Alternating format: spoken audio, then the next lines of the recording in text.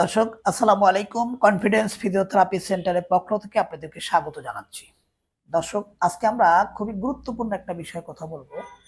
আমাদের ইউটিউবে কিংবা ফেসবুকে অনেকেই প্রশ্ন করেছেন যে অপারেশনবিহীন কোমরে ব্যথা, অপারেশন ছাড়া কিভাবে আমার ডিস্ক কারেকশন হবে।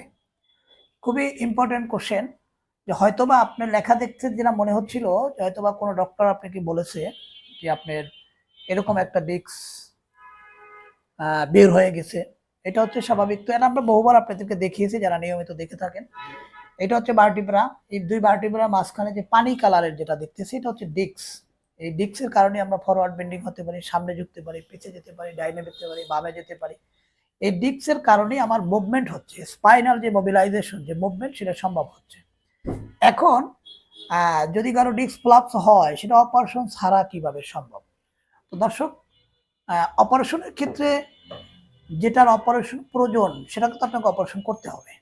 অপারেশনের বিষয়ে আমরা বলেছি যেটা খুব সিভিয়ার কন্ডিশন, যেটা সার্জিক্যাল পর্যায়ে আপনাকে চলে গেছে। ধরেন আপনার ডিস্ক ফ্লাপসের ভিতরে অনেকগুলো ধাপ আছে, আপনি একদম লাস্ট ধাপে পৌঁছেছেন।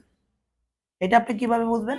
যদি আপনি প্রস্রাব পায়খানা কন্ট্রোল না থাকে, যদি আপনি পায়ের দিকে যেদিকে ব্যথা ছড়ায় সেই মাংসপেশি যদি শুকিয়ে যায়, এই জন্য বুঝতে পারবেন। আবার দেখা যায় যে আপনি অসংখ্য থেরাপি নিয়েছেন, মেডিসিন খেয়েছেন, রেস্টে থাকছেন, অনেক কিছু বাসায় গরম শেক নিচ্ছেন, শেক নিতে নিতে পিঠের মাংসপেশি পোড়াই ফেলছেন, কিন্তু তারপর আপনার ব্যথা কমছে না। এরকম কন্ডিশন যদি হয় সেক্ষেত্রে ইমার্জেন্সি সার্জিক্যাল প্রসিডিউরে যেতে হয়, সেটাকে আমরা রেড প্লাগ বলে থাকি।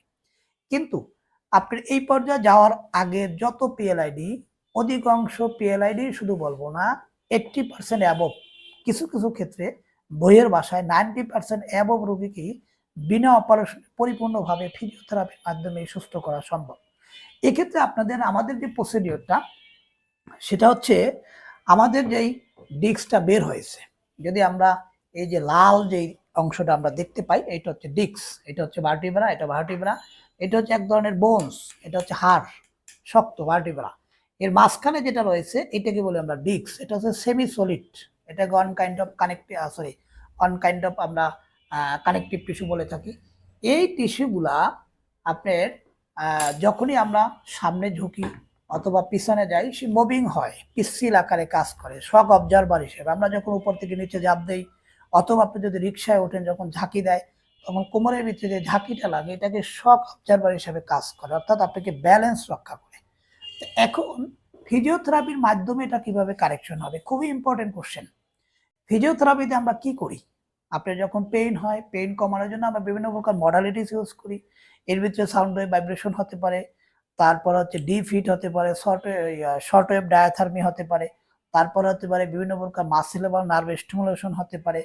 এর পাশাপাশি যেটা আছে সেটা হচ্ছে থেরাপিউটিক এক্সারসাইজ, অর্থাৎ যেই এক্সারসাইজটা শুধুমাত্র স্পেসিফিক এই ডিস্ক যেটা বের হয়েছে সেটাকে কারেকশন করার জন্য করানো হয়। এখন সেক্ষেত্রে হতে পারে আমরা যখন সামনের দিকের ব্যায়াম দিই তখন এই ডিস্কে মুভমেন্ট হয়, আমরা যখন পিছনের দিকে ব্যায়াম দিই তখন ডিস্কে মুভমেন্ট হয়, আমরা যখন সাইড বেন্ডিং করি তখন ডিস্কে মুভমেন্ট হচ্ছে, আমরা যদি এই পাশে বেন্ডিং করি তখন মুভমেন্ট হচ্ছে। আবার অনেক সময় আমরা রোটেশনাল এক্সারসাইজ করে থাকি। এই এক্সারসাইজের ফলে যদি আপনি সঠিক মাত্রায় সায়েন্টিফিক ওয়েতে, আপনার টেকনিক্যাল হ্যান্ড যাদের ভালো, এরকম স্কিল যাদের আছে তাদের হাত দিয়ে যদি আপনি ব্যায়াম করতে পারেন, বিভিন্ন এক্সারসাইজের মাধ্যমে এই বের হওয়া ডিস্কটাকে আবার ভিতরে পুশ করা সম্ভব। যেহেতু আমার মুভমেন্ট হচ্ছে, এই যে লিকেজটা আস্তে আস্তে আস্তে আস্তে ভিতরে পুশ হয়ে যাবে।